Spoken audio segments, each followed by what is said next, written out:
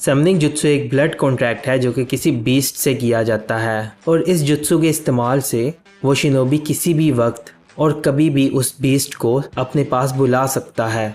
बेशक बीस्ट की लोकेशन का हमें पता ना हो, लेकिन हमें इस बात का अंदाज़ा होता है कि बीस्ट उसी दुनिया में ही रह रही हैं जिस दुनिया में हम रहते हैं। लेकिन ये वाला जो बीस्ट है ये हमारी दुनिया से नहीं है, ये किसी और ही दुनिया से आया है और उसकी समनिंग भी बहुत ही यूनिक है।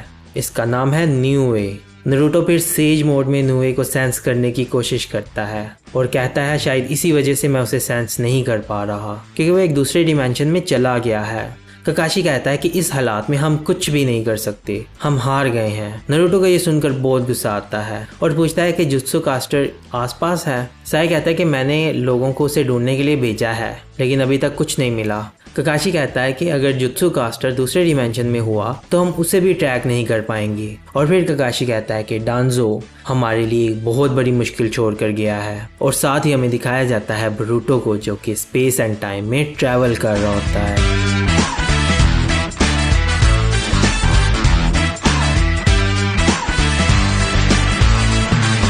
शिकाडाई और उसके बाकी दोस्त इन लोगों को ढूंढ रहे होते हैं।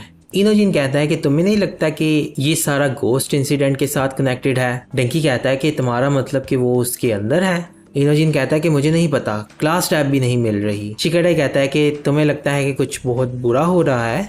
डंकी और इनोजिन चले जाते हैं, कहते हैं कि हम जाकर उन्हें ढूंढते हैं। शिकाडाई को आसमान पर एक अजीब सी लाइन नजर आती है और दूसरी तरफ बोरुतो दिखाया जाता है जो किसी और डिमेंशन में पहुंच जाता है और वो नीचे ज़मीन पर गिर रहा होता है, लेकिन रास्ते में रस्सियों की वजह से वो किसी ना किसी तरह ज़मीन से गिरने से बच जाता है और वो ज़मीन पर पहुंच जाता है और वो क्लास रैप को ढूंढने लगता है। ये बहुत ही अजीब सी जगह होती है और वो क्लास रैप को ढूंढ रहा होता है। फिर उससे वो चाकरा थ्रेड नज़र आती है और उसे याद आता है कि यही चाकरा थ्रेड उसे विक्टिम्स के ऊपर भी नज़र आई थी। और फिर उसे पता चलता है कि ये गोस्ट यहाँ से आता है। फिर अचानक से वो मास्टर बोरुतो के सामने आ जाता है और बोरुतो के ऊपर हमला करने लगता है। बोरुतो उसे डॉज करके पीछे की तरफ जाता है। बोरुतो उससे पूछता है कि तुमने क्लास रैप के साथ क्या किया, क्या तुमने उससे खा लिया है। उस पर वो शूरिगन फेंकता है लेकिन उस पर कुछ असर ही नहीं होता। वो उस पर अपनी टेल से हमला करता है, बोरुतो ब्लॉक करता है। वो उस पर दोबारा से हमला करता है, बोरुतो फिर से डॉज कर लेता है। बोरुतो फिर अपने शैडो क्लोन्स बनाता है। वो मास्टर एक बोरुतो के शैडो क्लोन को पकड़ लेता है और उसे नॉकआउट कर देता है। एक क्लोन उसके पीछे जाता है और एक उसके स्नेक के ऊपर हमला करता है। वो उसे भी नॉकआउट कर देता है। फिर वो उसके ऊपर चढ़ता है और फिर जंप करके ऊपर जाता है और अपने दूसरे क्लोन की मदद से तेजी से उसकी तरफ बढ़ता है और कुनाई के साथ उस पर हमला करता है। लेकिन उससे कोई इतना खास फर्क नहीं पड़ता और वो खुद को छुड़वा लेता है और बोरुतो पीछे जाकर गिरता है और उस दरख्त के साथ टकरा जाता है।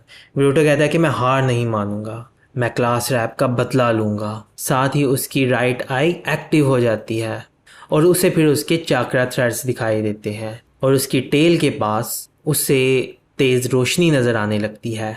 फिर वह बोरुतो पर हमला करने के लिए आगे बढ़ता है। बोरुतो खड़ा होता है खुद को बचाने के लिए, लेकिन ऊपर से फिर मित्सुकी अपने हाथ लंबे करके बोरुतो को पकड़ लेता है और उसे ऊपर खींच लेता है, जिससे बोरुतो बच जाता है। मित्सुकी कहता है कि तुम वहां खड़े होकर उसे गौर गौर से क्यों देख रहे थे, कुछ किया क्यों नहीं।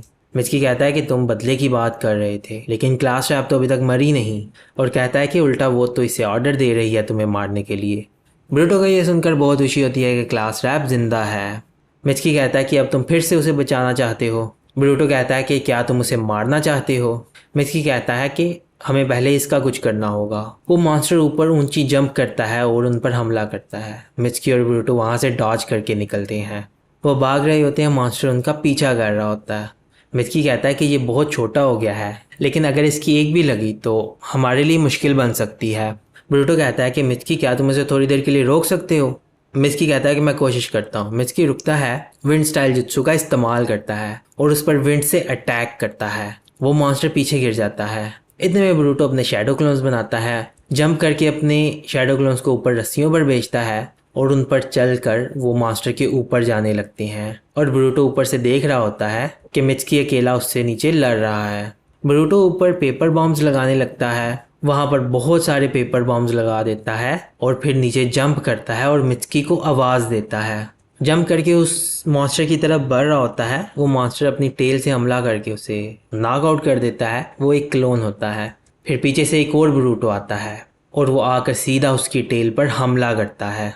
मॉन्स्टर को उससे काफ़ी चोट लगती है और ऊपर लगे हुए पेपर बॉम्ब भी इतने में फट जाते हैं। पेपर बॉम्ब फटने से ऊपर धमाके होते हैं और ऊपर रस्सियां उसके ऊपर नीचे आकर गिरने लगती हैं। ब्रूटो उससे भाग जाता है और वह रस्सियां उस मॉन्स्टर के ऊपर गिरती हैं। फिर ब्रूटो कहता है कि क्या ये काम किया। वो देखता है कि एक रस्सी मॉन्स्टर के ऊपर पड़ी है और उससे मॉन्स्टर हिल नहीं पा रहा। मिचकी आता है, कहता है कि बहुत अच्छा काम किया, तुम हालांकि ये भी देख सकते हो कि इसकी कमज़ोरी क्या है, मैं इसे फिनिश करता हूँ। वो स्नेक लाइटनिंग का इस्तेमाल करता है और इलेक्ट्रिसिटी से उस पर अटैक करता है। वहाँ पर एक वाटर वॉल बन जाती है और उस मॉन्स्टर को उस अटैक से बचा लेती है। फिर सुमिरे की आवाज़ आती है, कहती है कि मैं तुम्हें नुए को नहीं मारने दूंगी। ब्रूटो अपनी आंख से देखता है तो उसे चाकरा थ्रेड नज़र आती है, तो वो सुमिरे को ट्रैक कर लेता है। कहती है मैंने नुए को पाला है और बड़ा किया है अपने इस बदले के लिए, ये एक बहुत बड़ा हथियार है। मित्की कहता है कि क्लास रैप, मुझे बताओ कि क्या तुम अपनी मर्जी से हमारे साथ नहीं चलोगी। ब्रूटो कहता है कि क्लास रैप हमारे साथ आओ और वापस चलते हैं। सुमिरे कहती है कि तुम इतने रिलैक्स होकर ये सब कैसे बोल सकते हो। सुमिरे कहती है कि मैंने तो हिडनली विलेज के ऊपर हमला किया है और मेरी नज़र में तो मैं हिडनली विलेज के साथ जंग लड़ रही हूँ। ब्रूटो कहता है कि ये तुम्हारी नहीं, तुम्हारे फादर की जंग है। वो कहती है नहीं, ये मेरी भी जंग है, मुझे हमेशा से यही सिखाया गया है। जंग की तबाही में मेरे फादर ने हिडनली विलेज के लिए बहुत कुछ किया था। जब जंग खत्म हुई तो उन्हें मुजरिम की तरह देखा गया क्योंकि वो फाउंडेशन का हिस्सा थे। ब्रूटो कहता है लेकिन इसका तुमसे कोई लेना देना नहीं है। सुमिरे कहती है अच्छा, हो सकता है कि तुम ठीक कह रहे हो, लेकिन सुमिरे का आगे कभी हुआ ही नहीं करती थी। जहाँ तक मुझे याद है मैंने छुप कर अपनी ज़िंदगी गुजारी है और मैं हमेशा अकेली रही हूँ।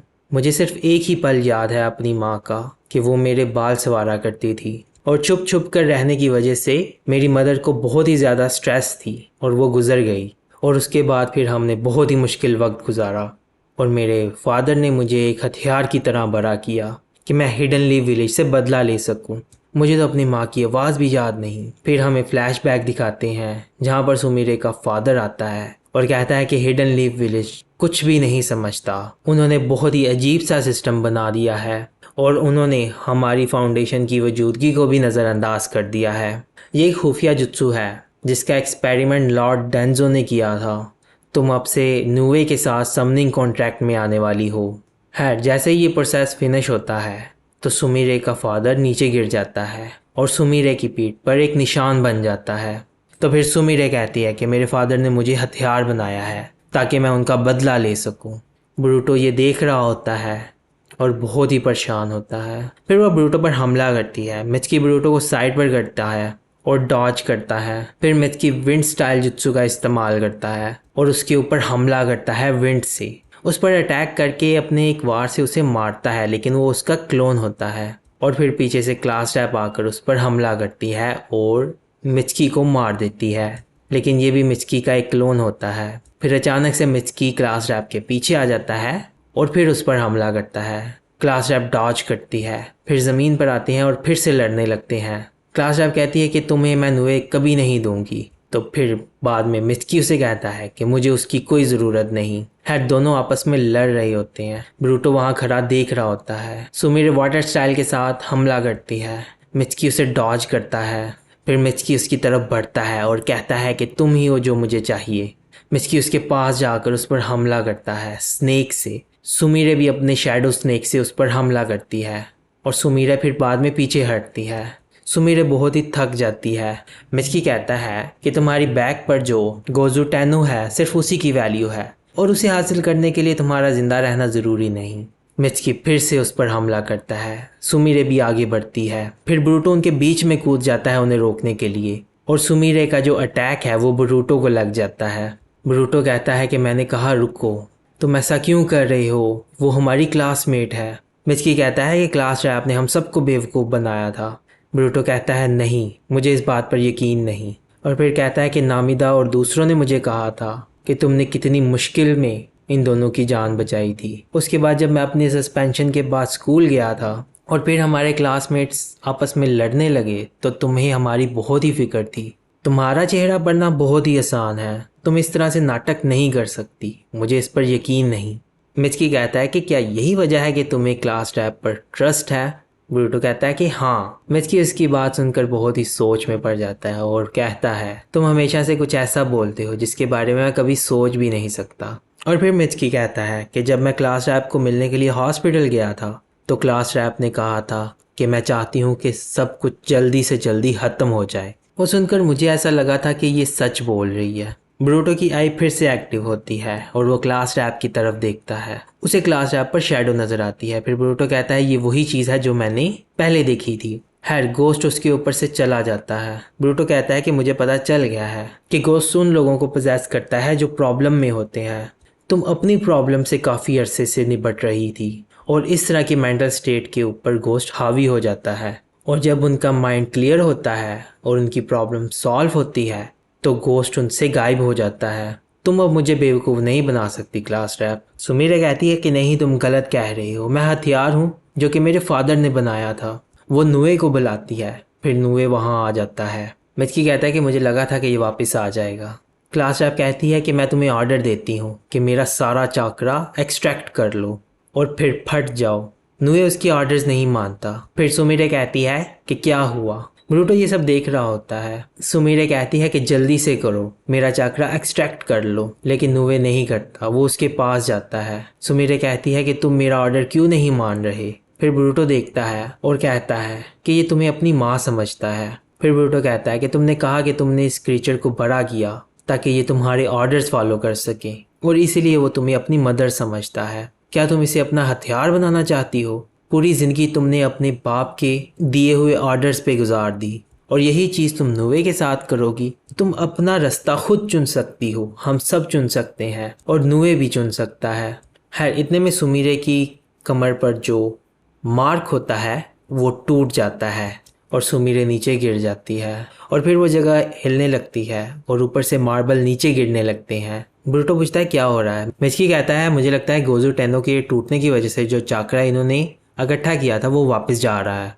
ये जगह कभी भी तबाह हो सकती है। ब्रूटो क्लास रैप को आवाज़ देता है और कहता है चलो यहाँ से चलते हैं। वो उसके पास जाता है और फिर ज़मीन टूटने लगती है। मिचकी ब्रूटो को लेकर साइड पर जाता है और क्लास रैप वहीं पर बैठी हुई रो रही होती है और फिर कहती है कि एकेडमी में कितना मज़ा आता था। फिर उसे याद आता है कि जब वो छोटी थी तो उसकी मदर उसे कहती थी कि इस तरह की ज़िंदगी मेरी जनरेशन के साथ ख़त्म होगी और तुम अपनी ज़िंदगी अपनी मर्ज़ी से जीना। मैं तुम्हारे लिए प्रे करती हूँ कि तुम हमेशा खुशी ढूंढना। फिर उसकी आंख खुलती है तो उसके साथ ब्रूटो खड़ा होता है। ब्रूटो कहता है कि मैं क्लासमेट को पीछे नहीं छोड़ सकता और मैं कभी छोड़ूंगा भी नहीं। चलो घर वापस चलते हैं। क्लास रैप वो उसकी तरफ अपना हाथ बढ़ाता है और सुमीरे उसका हाथ पकड़ लेती है। फिर वो दोनों नुए पे बैठते हैं और वहाँ से भागते हैं और भागकर वहाँ से निकलने की कोशिश करते हैं। फिर मिचकी भी उनके पीछे आ जाता है। ब्रूटो कहता है कि आ जाओ हमारे साथ। फिर मिचकी सोचता है कि ये लड़का हमेशा इम्पॉसिबल चीज़ों को पॉसिबल बना देता है बिना किसी निंजुत्सु और साइंस की मदद से। ब्रूटो की असल ताकत यही है। फिर वो नुए पे बैठता है और फिर वहाँ से भागकर निकलने लगते हैं। वो रस्सी पर चढ़ते हैं और सामने एक बैरियर होता है। ब्रूटो कहता है कि वहाँ बैरियर है, वहाँ जाओ। फिर ऊपर से पत्थर गिरते हैं, रस्सी टूट जाती है। फिर नुए जंप करके पत्थरों के ऊपर चढ़ता है और जंप करके ऊपर चढ़ने लगता है। पत्थर पर पहुंचता है। फिर वो तीनों उससे उतरकर भागने लगते हैं। फिर ऊपर से एक बैरियर का अटैक होता है। फिर नुए उनको छोड़कर कहीं साइड पर चला जाता है। क्लास रैप उसे आवाज़ देती है। ब्रूटो कहता है कि चलो यहाँ से चलते हैं। वो लोग एक केव में होते हैं और बैरियर की तरफ भागकर जा रहे होते हैं, लेकिन उनके पहुंचते ही बैरियर बंद हो जाता है। फिर उसकी आंख एक्टिव होती है और उसे अपने क्लासमेट्स नज़र आ रहे होते हैं जो कि उसे आवाज़ दे रहे होते हैं। ब्रूटो कहता है कि इस तरफ चलो। वो थोड़ा सा आगे जाकर एक पंच मारता है तो वहाँ एक नया बैरियर एक्टिव हो जाता है और फिर तीनों उस बैरियर के अंदर कूद जाते हैं और दूसरी तरफ ज़मीन पर उसके दोस्त उसे ढूंढ रहे होते हैं और उसका नाम पुकार रहे होते हैं। टंकी कहता है कि जो लाइन तुम्हें नज़र आई थी वो इस तरफ आई थी ना। शिकाडाई कहता है कि हाँ यहीं आई थी। डंकी को मिचकी का एक स्नेक नज़र आता है। शिकाडाई कहता है कि वो आसपास ही होंगे। फिर अचानक से ऊपर से तीनों नीचे गिरते हैं। मिचकी भी वहाँ आ जाता है। सभी उनके पास आते हैं। शिकाडाई कहता है कि तुम आसमान से क्यों गिरे। ब्रूटो कहता है बहुत सारी चीज़ें हुई हैं। इनोजिन कहता है क्लास रैप तुम ठीक हो। ब्रूटो कहता है कि हमने तुम्हारी आवाज़ सुनी थी कि तुम हमें बुला रहे थे तो उस वजह से हम यहाँ पहुँच पाए। ये सुनकर वो बहुत ही कंफ्यूज होते हैं क्योंकि उन्हें समझ नहीं आ रही होती कि आखिर ये कहाँ गए थे और कहाँ से आए हैं और किस तरह से आए हैं। डंकी पूछता है इसका क्या मतलब। फिर अचानक वहाँ पर शिनोबी आ जाते हैं सुमिरे को लेने के लिए। ब्रूटो खड़ा होता है और साई को देखता है। साई कहता है कि तुम इतनी सुबह सुबह यहाँ क्या कर रहे हो। इनोजिन कहता है कि डैड हम ब्रूटो और बाकियों को ढूंढ रहे थे। साई सुमिरे के पास जाता है तो फिर साई कहता है कि कभी मैं भी इस रास्ते पर चला था जिस रास्ते पर तुम हो, मुझे तुम्हारी मदद करने दो। शिकाडाई कहता है क्या चल रहा है यहाँ पर। क्लास टाइप कहती है मुझे लगता है मुझे इनके साथ जाकर बात करनी चाहिए। ब्रूटो कहता है ठीक है। साई कहता है कि सुमिरे मेरे साथ सेफ रहेगी, परेशान मत हो। फिर साई सुमिरे को लेकर वहाँ से जाने लगता है। फिर ब्रूटो की आंख एक्टिव होती है और उसे वही चाकरा थ्रेड नजर आने लगती है और वो क्लास रैप को कहता है क्लास रैप वो जिंदा है, वो बहुत ही छोटा है लेकिन वो तुम्हारे लेफ्ट हैंड के साथ कनेक्टेड है। सुमिरे अपने लेफ्ट हैंड को देखती है और उसे वो नजर आता है और बहुत ही खुश होती है। फिर वो वहाँ से चले जाते हैं। डंकी पूछता है ब्रूटो आखिर हुआ क्या था। ब्रूटो कहता है कि बस मुझे इतना कहने दो कि मुझे इस बात की बहुत खुशी है कि हम वापस आ गए। शिकाडाई कहता है इसका क्या मतलब। ब्रूटो कहता है कि मैं तुम्हें फिर कभी बताऊंगा। इनोजिन कहता है सुबह हो गई है। डंकी कहता है कि क्या हमें अब सीधा स्कूल जाना चाहिए। ब्रूटो ये सुनकर बहुत ही परेशान हो जाता है। फिर पीछे से फर्स्ट ट्रेन गुजरती है और ब्रूटो वहाँ से भागकर घर जाने लगता है और शिकाडाई कहता है मैं भी जा रहा हूँ और बाकी उनके पीछे जाने लगते हैं। तो फिर इसी के साथ गोस्ट इंसिडेंट वाली सीरीज खत्म हो जाती है।